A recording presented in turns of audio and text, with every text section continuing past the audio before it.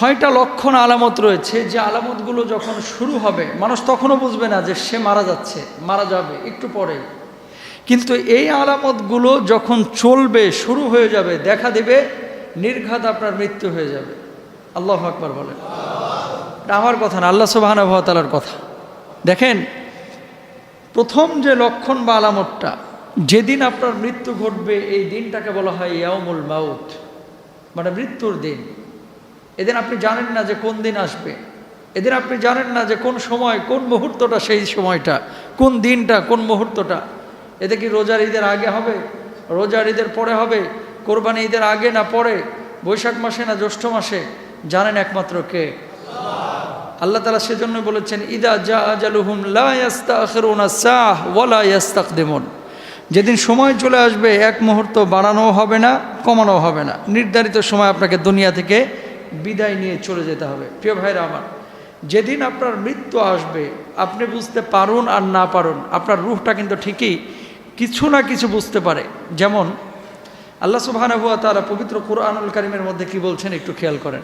আবার আল্লাহ রাব্বুল আলামিন বলছেন, ওয়াত্তাকুম ইয়াওমান তুরজাউনা ফীহি ইলাল্লাহ সুম্মা তুওয়াফা কুল্লু নাফসিন মা কাসাবাত ওয়া হুম লা ইউযলামুন। আল্লাহ রাব্বুল আলামিন বললেন, ওই দিনকে ভয় করো যেদিন তোমরা আল্লাহর কাছে প্রত্যাবর্তন করবে, যেদিন আল্লাহর কাছে ফিরবে, অতঃপর প্রত্যেককেই তার কর্মের ফল পুরোপুরি দেওয়া হবে এবং তাদের প্রতি কোনোরূপ অবিচার করা হবে না। বন্ধুরা আমার, যেই দিন মানুষ দুনিয়া থেকে বিদায় নিয়ে চলে যাবে, মানুষ বুঝতে পারে না যে আজকে তার মওত হয়ে যাবে, কিন্তু রুহের মধ্যে একটা অস্থিরতা কাজ করে। অস্থিরতা কেমন যেন একটু অন্যরকম মনে হবে, চাপা অনুভব তার ভেতরে অনুভূত হবে, পেরেশানি কাজ করবে। কারণ যেদিন দুনিয়া থেকে সে বিদায় নেবে, দুনিয়ার জীবনের অধ্যায়ের সেদিন পরিসমাপ্তি ঘটবে, ঠিক কিনা? যেদিন আল্লাহ রাব্বুল আলামিন আপনাকে দুনিয়া থেকে বিদায় করবেন, সেদিন আসমান থেকে ফেরেশতা নামবে। ফেরেশতা, মানুষ যখন মুমূর্ষ অবস্থায় পতিত হবে, আল্লাহ রাব্বুল আলামিন যখন দুনিয়া থেকে তাকে নিয়ে যাবেন, মানুষজন ওই ফেরেশতাদেরকে দেখতে পাবে, কিন্তু তখনও বুঝবে না এই ফেরেশতারা কেন তার কাছে এসেছে, রূহ কবজ করার জন্য নাকি দুনিয়ার অন্য কোনো কাজ করার জন্য। সেদিন মানুষ তখনও বুঝতে পারবে না। বলুন আল্লাহু আকবার। এক নম্বর, ইয়াউমুল মাউত, যেদিন মৃত্যুর দিবস আসবে, সেদিন ফেরেশতারা যে আসমান থেকে নামবে আপনার কাছে আসবে, আপনি দেখবেন যে ফেরেশতা আমার কাছে এসেছে, কিন্তু আপনি বুঝতে পারবেন না যে কেন আমার কাছে আসলো। তখনও আপনি জানবেন না যে আমার মৃত্যুর দিনটা আজকের দিন। আল্লাহু আকবার। তাহলে এক নম্বর লক্ষণ কি? আকাশ থেকে ফেরেশতা নামবে। কি নামবে? ফেরেশতা নামবে। যেদিন আপনি মারা যাবেন সেই দিন পেরেশানি কাজ করবে, সেই দিন অস্থিরতা কাজ করবে, এবং মুমিনরা অনেক আগেই বুঝতে পারে। আল্লাহ রাব্বুল আলামিন তাদের হৃদয়ের মধ্যে এমন একটা চেতনার জাগরণ করে দেয় যে আমার পৃথিবীতে আর বেশি দিন সময় নেই, সুতরাং এখনই আমাকে সতর্ক হতে হবে, ছেলে মেয়েদেরকে ওসিয়ত করতে হবে, আমার সম্পত্তি যা আছে এগুলো যথাযথভাবে ওসিয়তের মাধ্যমে ভাগ বাটোয়ারা করতে হবে, যাতে করে আমার মৃত্যুর পরে মারামারি, ঝামেলা, ঝঞ্ঝাট তৈরি না হয়। আল্লাহু আকবার বলেন। এটা গেল এক নাম্বার। দুই নাম্বার চিহ্ন, মানুষের যখন রূহ কবজ করা হয়, মানুষের পায়ের পাতা থেকে শুরু হয় কার্যক্রম। পায়ের পাতা থেকে যখন রূহটাকে চাপ দেওয়া হয়, তখন পায়ের গোছায় আসে, হাঁটুর উপরে আসে, কোমরের মধ্যে আসে, বুকের উপরে আসে, সর্বশেষ আপনার বুকের দুই পাশে যে বড় হাড্ডি রয়েছে, লম্বা হাড্ডি, এই হাড্ডি পর্যন্ত আপনার ভেতরে চাপ অনুভূত হবে, আপনার রূহটা ছটফট ছটফট করবে। এই দুই নাম্বার আলামত যখন শুরু হবে, আপনি বুঝে নেবেন আপনার আর হায়াত নাই, দুনিয়া থেকে বিদায় নিয়ে আপনার আল্লাহর কাছে চলে যেতে হবে। বলুন আল্লাহু আকবার। দুই নম্বর সিমটম। কিন্তু মজার বিষয় কি জানেন? দুঃখের বিষয়, বিষয়টি তিতা মনে হলো, বাস্তবতা এটাই, যখন আপনার ভিতর পেরেশানি কাজ করবে, তখনও আপনি জানেন না যে আপনার মৃত্যু একটু পরেই ঘটবে। আপনি বিপদে পড়েন না? এই পেট ব্যথা করে না, আপনার বুক ব্যথা করে না? যখন বুক ব্যথা করে, পেট ব্যথা করে, মনে হয় যেন মরে যাচ্ছি, কিন্তু মানুষ জানে যে হসপিটালে গেলে হয়তো আমি সুস্থ হয়ে যাব। মরে যাচ্ছি মনে হচ্ছে, কিন্তু মরে যাব এটা 100% না। কথা বলেন না? মনে হচ্ছে যে মরে যাচ্ছি, কিন্তু আপনার মনে আবার অন্যদিকে সায় দিচ্ছে যে হসপিটালে যা, তাহলেই সুস্থ হয়ে যাবে, ডাক্তারের কাছে যা, মেডিসিন নে, তাহলে তুই ঠিক হয়ে যাবি। এরকম একটা চেতনা কাজ করে। ঠিক মানুষ যখন মারা যাবে, যখন রূহটা কবুজের প্রক্রিয়া শুরু হবে, মানুষ তখনও মনে করবে যে পৃথিবীতে অন্য আমার তো অনেক রোগ বালাই ছিল, হয়তোবা এটাও একটা রোগ, একটু পরে হয়তোবা আমি ভালো হয়ে যাব। কিন্তু মানুষ বুঝবে না যে একটু পরে তার জীবনের বিনাশটা হয়ে যাবে। বলুন আল্লাহু আকবার। দেখেন কি মারাত্মক জিনিস। তাহলে আপনার রূহ কবুজের পালা, পায়ের পাতা থেকে আরোহণ করে গোসা, হাঁটু, পেট, নাভি, বুকের ওপর হয়ে মানবদেহের তারাক্কি, এই যে এপাশ থেকে এপাশের যে হাড্ডিটা, এই পর্যন্ত গিয়ে আপনার রূহটা থেমে যাবে। এই পর্যন্ত গিয়ে আপনার রূহ কবজের কার্যক্রম তখন শেষ হবে। আচ্ছা, যখন আপনার পা, রূহটা যখন পায়ের ওপর থেকে চলে যাবে, পাটা কি হয়ে যাবে? অবশ হয়ে যাবে। কি হয়ে যাবে? অবশ হয়ে যাবে। হাতের ওপর থেকে যখন চলে যাবে, হাতটা অবশ হয়ে যাবে, আপনি আর নাড়াচাড়া করতে পারবেন না। মানুষ তখনও মনে করবে পা আমার অবশ হয়েছে, হাত আমার অবশ হয়েছে, কী হয়েছে? আমার বুকের ভিতরে তো রূহটা আছে, হয়তো বা আমি বেঁচে যাব। কিন্তু মানুষ তখনও বুঝবে না। হ্যাঁ, তারপরে তৃতীয় ধাপ শুরু হবে। দেখেন আল্লাহ তাআলা কি বলছেন। এই ধাপের নাম হচ্ছে তারাকি। পবিত্র কুরআনুল কারীম সূরা কিয়ামার 26 থেকে 29 নম্বর আয়াতের মধ্যে আল্লাহ রাব্বুল আলামিন বলছেন, আমার আল্লাহ রাব্বুল আলামিন বলছেন, কাল্লা ইযা বালাগাতিত তারাকিয়া ওয়া কিলা মান রাক ওয়া যাল্লা আন্নাহুল ফিরাক ওয়ালতাফাতিস সাকু বিস-সাক। আল্লাহু আকবার বলেন। কে ঝাড়বে? অর্থাৎ আত্মীয় স্বজনদের কেউ কেউ বলবে ডাক্তার ডাকি, অন্যজন বলবে ইমার্জেন্সিতে কল করি, আবার কেউ বলবে কোরআন পড়ে ফু দেই। এই পরিস্থিতিতে মানুষ জীবনে ফিরে আসার আশা করতে থাকবে। সে বিশ্বাসই করতে চাইবে না যে তার রূহটা আজকে বের হয়ে যাচ্ছে। সে মনে করবে বিদায়ের ক্ষণ এসে গেছে, অর্থাৎ সে এখনো মৃত্যুর বিষয় নিশ্চিত নয়, সে বাঁচার চেষ্টা করতে থাকবে।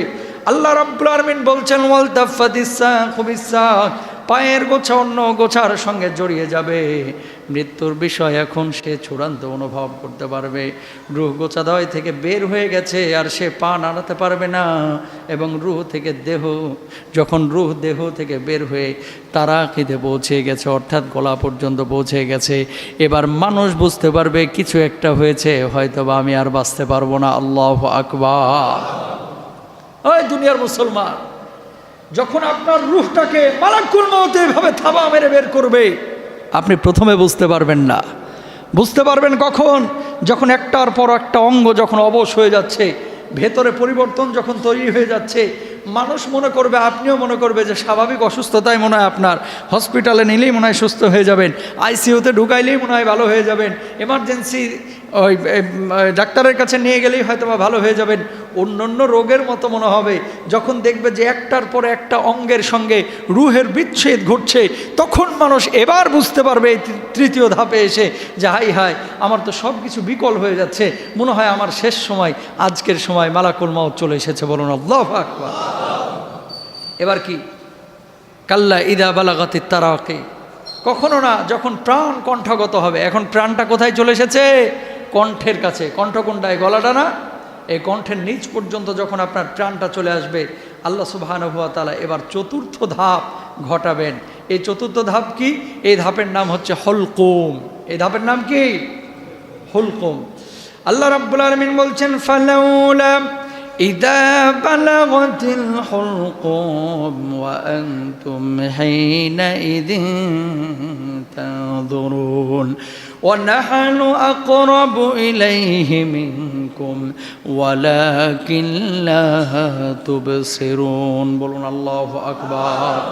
আল্লাহ রাব্বুল আলামিন বলছেন, অতঃপর প্রাণ যখন কণ্ঠাগত হয়, তখন তোমরা তাকিয়ে থাকো, তখন আমি তোমাদের অপেক্ষা তার অধিক নিকটে থাকি, কিন্তু তোমরা সেটা বুঝতে পারো না, দেখতে পাও না। বলুন সুবহানাল্লাহ।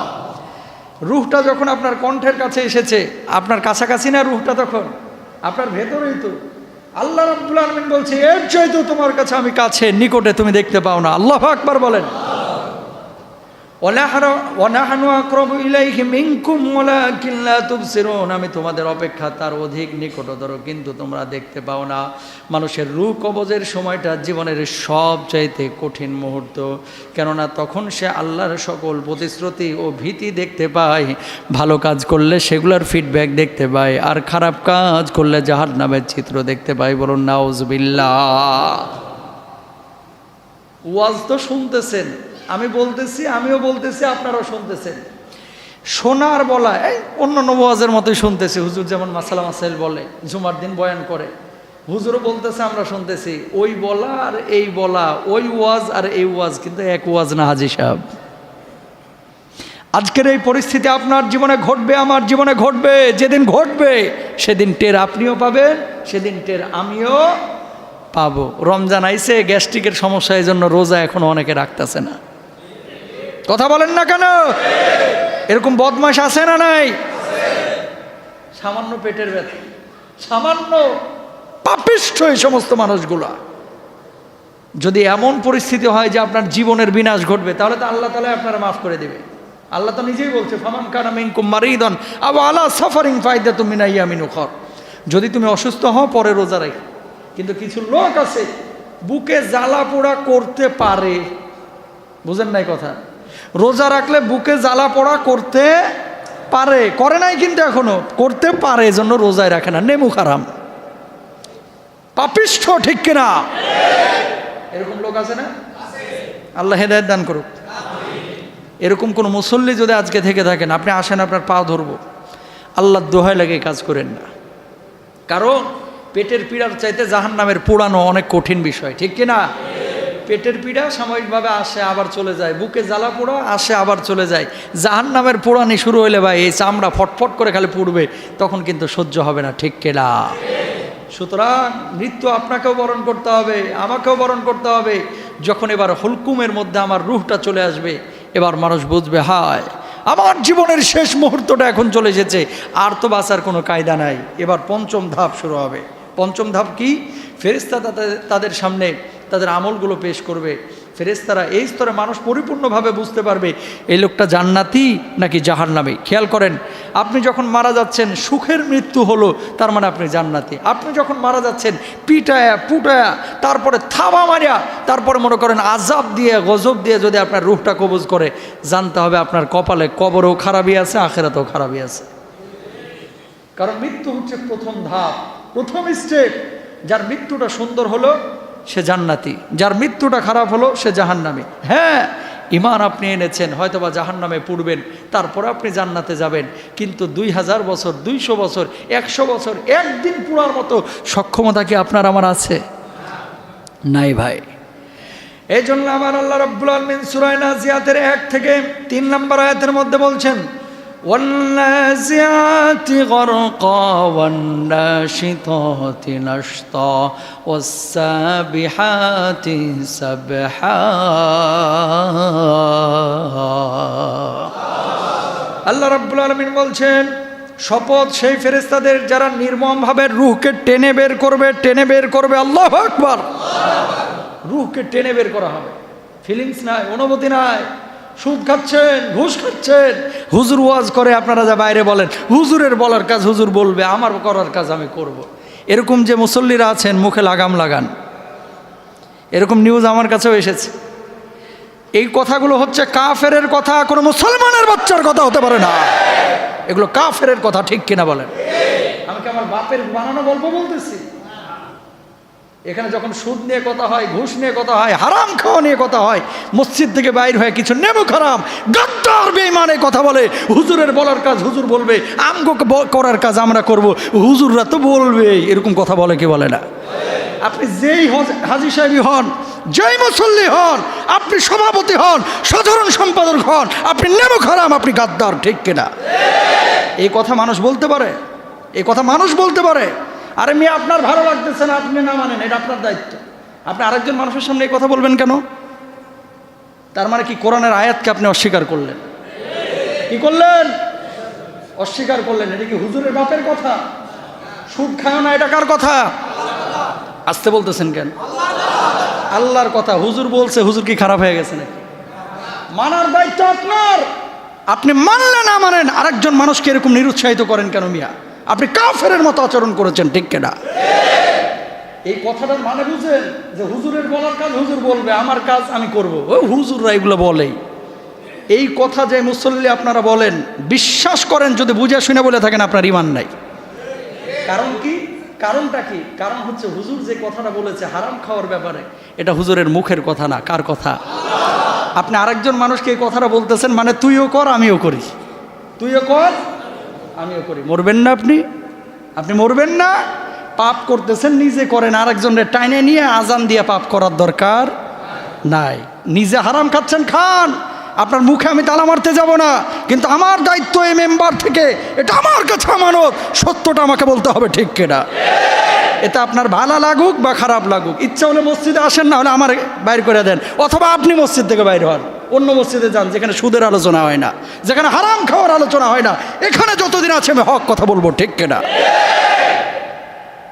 কি তামাশা, আজীব লাগলো আমার কাছে। হুজুর আপনি বলেন, এগুলো বাইরে নিয়ে হাসি তামাশা। হুজুরের বলার কাজ হুজুর তো বলবেই।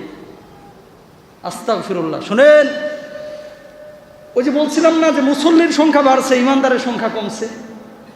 মুসল্লির সংখ্যা বাড়ছে, ইমানদারের সংখ্যা, এগুলো এর প্রমাণ। তার মানে কি নামাজটারে এরা ঢাল হিসাবে ব্যবহার করে। কথা বুঝেন নাই? কপালে 6 ইঞ্চি কালো দাগ, এদিকে হারাম ছাড়তে পারে না। তার মানে কি চিন্তা করছে, নামাজ তো পড়ছে, একদিন একদিন আল্লাহ ঠেললে ঠেললে জান্নাতে দিয়ে দিবে। কথা বলেন না কেন? এত সোজা না আল্লাহর জান্নাত, এত সোজা না। মানলে পুরোটা মানেন, অর্ধেক মানার দরকার নাই। আর আমার ওয়াজ যদি তিতা লাগে তাহলে কানে হেডফোন লাগায় বয়ে থেকে আইসা নামাজ পড়ে চলে যায়। কিন্তু হক কথা বলতে হবে। বোবা খতিব হওয়ার দরকার নাই, বোবা ইমাম হতে পারবো না, ঠিক কিনা?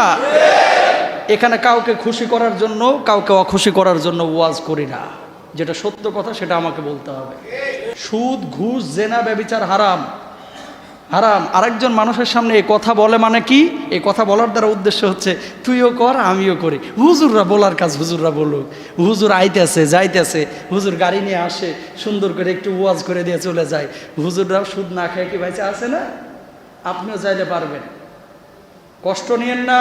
আজকে হুজুরের উপরে কষ্ট নেবেন, কালকে নিজেই খুশি হবেন। কবরে যখন ঠুকানি থেকে বাঁচবেন, কবে হুজুর ভালো কথাই বলছিল। আমার লাভ আছে কোনো? আপনার হারাম খায়, আপনি যদি হারাম খান আমার কোনো লাভ আছে? আপনি যদি হালাল জীবনযাপন করেন, লাভ আপনার, হুজুরের না, ঠিক কিনা? সুতরাং এই কথাগুলো বলা যাবে না যে হুজুরের বলার কাজ হুজুর বলুক, আমাদের কাজ আমরা করি। আল্লাহ মাফ করুক, আমিন বলেন। পঞ্চম ধাপ, যখন রূহটা কবুল শুরু হবে, জান্নাতি না জাহান্নামী, যেটা সুদখোর বুঝতে পারবে যে সুদ খাইছে, এবার থাবানিরা কেমনে হবে এবার বুঝেন। যেটা হারামখোর ও বুঝতে পারবে, যেটা আল্লাহর কোরআনের বিপক্ষে অবস্থান নিয়েছে সেটাও বুঝবে, যেটা বদ্দিন বদকার সেটাও বুঝবে, যেটা রোজা করে নাই সেটাও বুঝবে, যেটা নামাজ পড়ে নাই সেটাও কিন্তু বুঝবে। সেদিন কিন্তু বুঝবে সবাই। তখন কি হবে? যেটা হারাম খেয়েছে বারবার মালাকুল মাউতকে বলবে, মালাকুল মাউত আমি তো হালাল জীবন যাপন করতে পারি না, তুমি আমার মাফ করে দাও, এবারের মতো নিও না, আমার নিও না মালাকুল মাউত, ছেড়ে দাও, এবারের মতো ছেড়ে দাও, আগামী রমজানে একটা রোজাও ছাড়বো না, মালাকুল মাউত আমার ছেড়ে দাও, দেখো আমি কালকে থেকে সুদ খাবো না, মালাকুল মাউত আমার ছেড়ে দাও, আমি জেনা করবো না, ও মালাকুল মাউত আমার ছেড়ে দাও, পহেলা বৈশাখে আমি উল্টাপাল্টা কাজ করবো না, মালাকুল মাউত আমার ছেড়ে দাও, দেখো না আমারে আগামী 10টা রোজা আমার সুযোগটা দাও, দেখো আমি রোজা করি কিনা, এই কয়দিন যা করছি মাফ করে দাও মালাকুল মাউত। মালাকুল মাউতের জবাবটা আসবে, হাত্তা ইদা জাহদাহুমুল মাউত ক্বালা রাব্বিরজিউন লাআল্লি আমালু সালিহান ফীমা তারাকতু কাল্লা। মালাকুল মাউত বলবে, তোর কি 60 বছরের জীবন দেওয়া হয় নাই, 30 বছরের জীবন দেওয়া হয় নাই, কেন তুই হারাম ছাড়লি না, কেন তুই হারাম ছাড়লি না, কেন মানুষের সঙ্গে কোরআনের বিপক্ষে অবস্থান নিলি? পালানোর কোনো পথ থাকবে ভাই? কোনো পথ থাকবে না।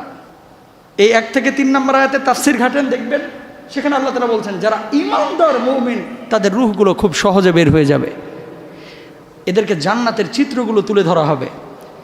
বদকার যারা, তারা বলবে আমাকে নিও না, রিকোয়েস্ট করবে। আর যারা সৎকার তারা বলবে মালাকুল মাউত তাড়াতাড়ি আমার রূহটা কবজ করে, আল্লাহর সান্নিধ্যে আমি যাইতে চাই। বারবার বলবে আমার কবরে নিয়ে যাও।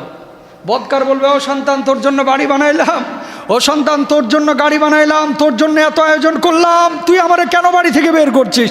ও সন্তান, কেন আমার ব্লেড দিয়ে তুই আমার গায়ের পাঞ্জাবিগুলো জামাগুলো কেটে দিলি, আমার লুঙ্গিটা কেটে দিলি, কেন আমার প্যান্টটা কেটে দিলি? তুই আমার নিস না, কোথায় নিয়ে যাচ্ছিস? আমার বাড়ি থেকে আমাকে কোথাও নিস না। সন্তান বাপের ডাক শুনবে না, সন্তান ঠিকই বাড়ি থেকে বের করবে।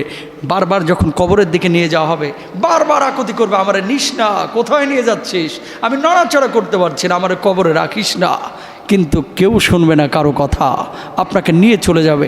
আর যদি সৎকার আপনি হয়ে থাকেন, নামাজি হন, রোজাদার হন, হালাল জীবনযাপন যদি আর আপনি করেন, সন্তানকে তখন বলবে যে দেরি করিস কেন, তাড়াতাড়ি আমার লাশটারে ধোয়া, তাড়াতাড়ি কবরে নিয়ে যা, তাড়াতাড়ি আমার রবের কাছে আমারে ধোয়াই। বলুন আল্লাহ আকবার।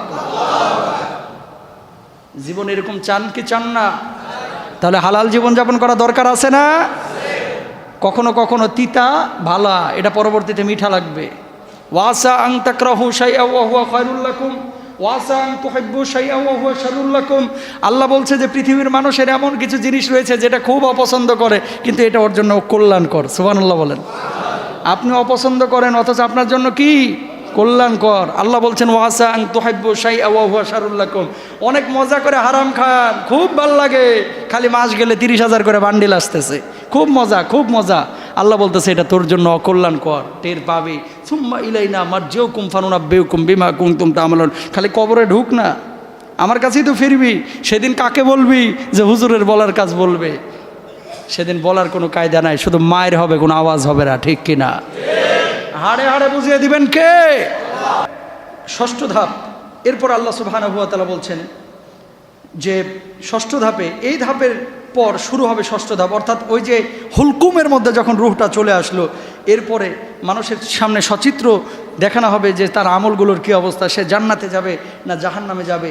এরপর আল্লাহ সুবহানাহু ওয়া তাআলা সেই চূড়ান্ত মুহূর্তের কথা বলেছেন, যেটা একটু আগে বললাম, অলরেডি বলে দিয়েছি। মালাকুল মাউতকে বলবে আমাকে কিছু সময় দেওয়া যায় না, 2 দিন 3 দিন একটু সময় দাও না মালাকুল মাউত, আমি তওবা করে আসি, আল্লাহর কাছে মাফ চেয়ে আসি, আল্লাহ হয়তো আমার মাফ করবে। তখন জবাবটা আসবে হাত্তা ইদা জাহাদাহুল মাউতু ক্বালা রব্বিরজিউন। আর সুযোগ দেওয়া হবে না, চূড়ান্তভাবে তার দেহ থেকে রূহটাকে বিচ্ছিন্ন করে ফেলা হবে। মানুষ তখন তাকিয়ে থাকবে। দেখেন, মানুষ যখন মারা যায় তার চোখগুলো অস্বাভাবিক বড় হয়ে যায় অনেক সময়, খেয়াল করছেন? চোখ খোলা থাকে না অনেক সময়, চোখগুলো অনেক সময় বড় বড় ডাগর চোখা হয়ে তাকায় থাকে একবার আকাশের দিকে, এরকম হয় কি হয় না? এরপরে তো আপনারা চোখটাকে বন্ধ করে দেন। কারণটা কি? কারণ হচ্ছে 2টা। কয়টা? 1 নম্বর কারণ, রাসূল আকরাম সাল্লাল্লাহু আলাইহি ওয়াসাল্লাম বলছেন যখন তার রূহটা কবজ করা হয়েছে, অনেক কষ্টে তার রূহটা বের করা হয়েছে, যখন রূহটা বের হয়ে যায়, সে তার রূহটা যখন চলে যায় তখন সে ওই রূহের দিকে তাকায়া থাকে, সে ফিল করে যে আমার রূহটা দেহ থেকে বের হয়ে গেল, পরাণ পাখিটা খাঁচা থেকে বের হয়ে চলে গেল, ও তাকায়া থাকে। তখন এই রূহটা যেহেতু বিচ্ছিন্ন হয়ে গেছে, সে আর চোখটা বন্ধ করতে পারে না। যেমন মোবাইলে চার্জ শেষ, তখন কি আপনার কোনো অ্যাপস কাজ করবে? মোবাইল ওপেন হবে? হবে না। আপনার রূহটা যখন দেহ থেকে বিচ্ছিন্ন হয়ে গেছে, ওই যে তাকায়া ছিল আর চোখটারে বন্ধ করতে পারে নাই, কারণ ভেতরে তো রূহ নাই। রূহ না থাকলে চোখ আর বন্ধ করা যায়? এজন্য আপনারা চোখটারে কি করে দেন? বন্ধ করে দেন, নামায় দেন। এক তো হচ্ছে রূহের দিকে তাকায় থাকে, 2 নাম্বার হচ্ছে রূহটা বাইরে হয় চোখ দিয়ে। আল্লাহু আকবার বলেন। যখন টানা হাসরা করে যখন রূহটা বের করা হয়, তখন ওই মানুষটা প্রচণ্ড কষ্ট পায়, যন্ত্রণা পায়, কিন্তু ওই যন্ত্রণা, দুঃখ, কষ্ট কেউ কাউকে বোঝাইতে পারবে না। যে সেই সময় পড়বে সেই সময় বুঝবে। ওমর ফারুক রাদিয়াল্লাহু তাআলা আনহু কাব রাদিয়াল্লাহু তাআলা আনহুকে কী বলতেছেন খেয়াল করেন। আল্লাহর নবী সাহাবী ওমর ফারুক রাদিয়াল্লাহু তাআলা আনহু হযরতে কাবকে জিজ্ঞেস করলেন, কাব, মানুষ যখন মারা যায় তার রূহের যখন বিচ্ছেদ ঘটে যন্ত্রণাটা কেমন মনে হয়? হযরতে কাব রাদিয়াল্লাহু তাআলা আনহু জবাব দিলেন, তামবিহুল গাফিলিনের মধ্যে এটা লেখা হয়েছে, কয়েকটা কাঁটাযুক্ত খেজুর গাছকে জীবন্ত মানুষের ভেতর দিয়ে যদি ঢুকিয়ে দেওয়া হয়, ওই কাঁটাযুক্ত খেজুর গাছটাকে যদি ভেতর থেকে টেনে বের করা হয়, কাঁটাগুলো যেমন ভেতরের অবস্থাগুলোকে ছিন্ন ভিন্ন করে দিবে, ওই মানুষটা যেমন কষ্ট পায়, একজন মানুষের রূহ কবজের সময় ওই মানুষটা তেমনই কষ্ট পায়। বলুন আল্লাহু আকবার। এরকম কষ্ট অনুভূত হবে। এই পরিস্থিতি আপনার হবে না, আমার হবে না, কোনো গ্যারান্টি আছে ভাই? কোনো গ্যারান্টি নাই। সুতরাং মৃত্যুর জন্য প্রস্তুতি সবাইকে নেওয়া দরকার আছে না নাই? এত যন্ত্রণা কিভাবে ভাই সহ্য করবেন আপনি? আমি কিভাবে সহ্য করব? কেন হারাম ছাড়েন না? কেন হালাল জীবনযাপন করেন না? কেন আপনি রোজা করেন না? কেন? কেন? কয়দিনের জিন্দেগি? আপনার বাপ মারা গেল, আপনার দাদা মারা গেল, আপনার বাবেরা এত বিঘার পরে বিঘা সম্পত্তি আপনার দাদারা বাপেরা আপনার পরদাদারা রাইখা গেল, কই তারা তো আজকে দুনিয়ায় নাই, আপনি ভোগ করছেন, আপনি বুঝেন না আপনিও কালকে চলে যাবেন, আপনার ছেলে মেয়ে ভোগ করবে। সুতরাং কার জন্য এত আয়োজন? নিজের আখেরাতটা নিজেকে গোছানো দরকার আছে না নাই? ছেলে মেয়ের জন্য ততটুকু করেন যতটুকু আপনার প্রয়োজন। আল্লাহ বুঝার তৌফিক দান করুক।